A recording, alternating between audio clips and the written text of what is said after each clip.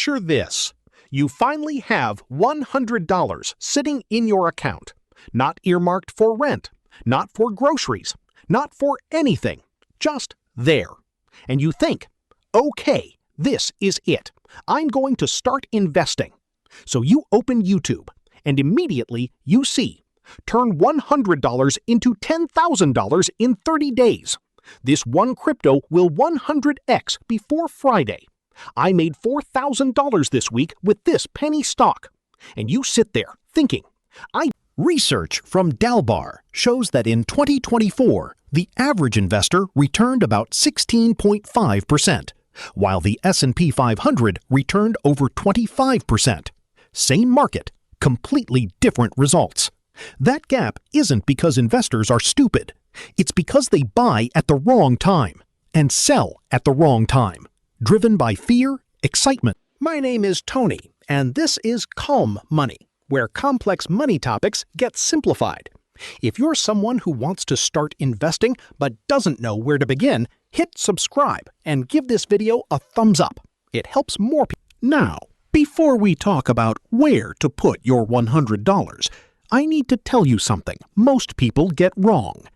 Most beginners think the first $100 is about finding the perfect investment, like there's some magical stock or crypto you just need to pick. That's not the game. Your first $100 isn't about picking winners. It's about building the habit, turning yourself into someone who invests consistently, calmly, and automatically. Because here's what most people don't realize. The biggest difference between people who build wealth and people who don't isn't intelligence, it's behavior. So this video will do two things. First, show you the simple plan for your first $100. Second, I call it the 3-bucket system. Before you invest a single dollar, you need to know which bucket your money belongs in. Bucket 1, safety. Bucket 2, high-interest debt. Bucket 3, actual investing. Let's go through each one. Bucket 1, safety.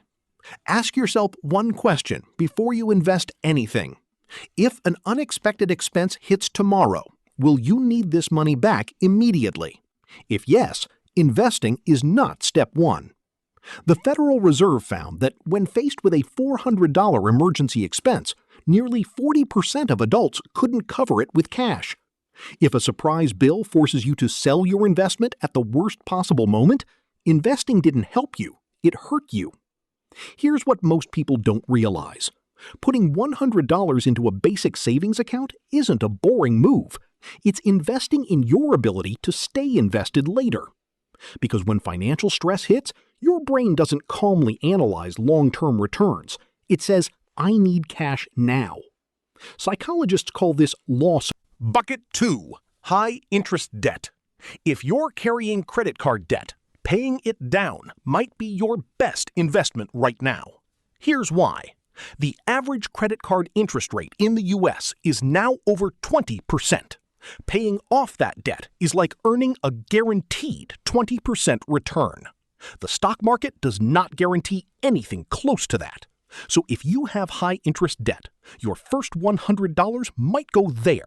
Not because investing is bad, but because you're trying to fill a bucket that currently has a hole in it.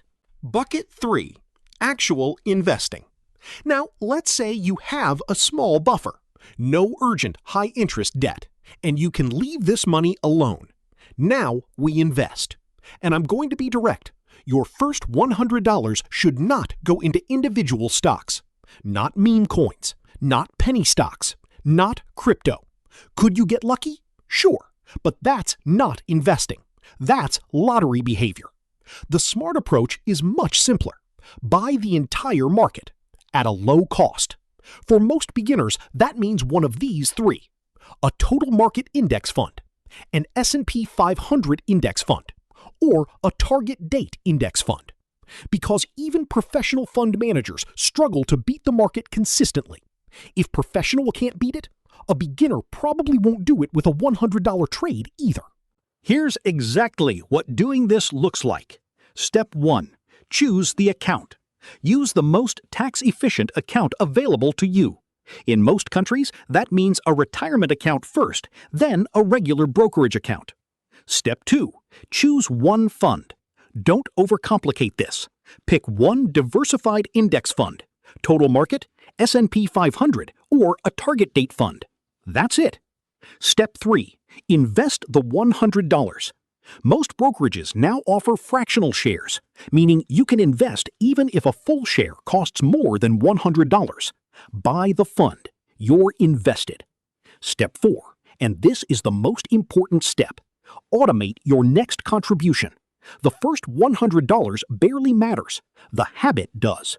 Set up an automatic transfer. $10 a week, $25 a week, whatever you can. Automation beats motivation every single time. Here's the math most people never see. If you invest $100 once and never add another dollar, at 7% annual growth over 30 years, that becomes about $760. Not life-changing. But watch what happens when you build the habit. If you invest just $25 per week for 30 years at the same 7% return, you end up with roughly $120,000. Same market, same return. The only difference? Consistency. Here's the simple truth. Investing isn't complicated. But your brain works against you. Your brain wants excitement. Index funds feel boring. Your brain hates being wrong, so it panic sells. Your brain wants control, but doing less is often the winning strategy. The people who build wealth don't rely on perfect timing. They build better systems. So here's your challenge.